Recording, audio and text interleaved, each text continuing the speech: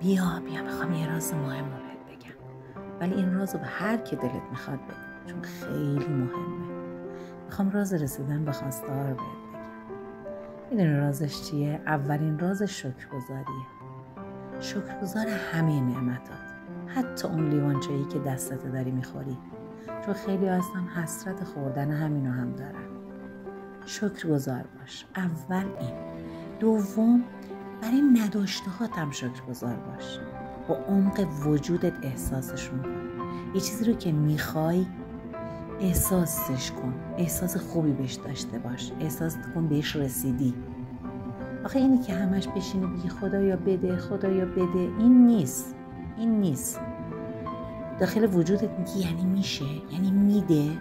خدا میگه من برای تو چیزی رو میخوام که خودت برای خودت بخوای.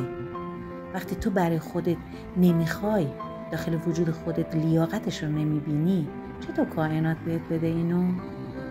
این نیاز خیلی مهمه. به همه بگو، از طرف من، از طرف خودت، به همه بگو.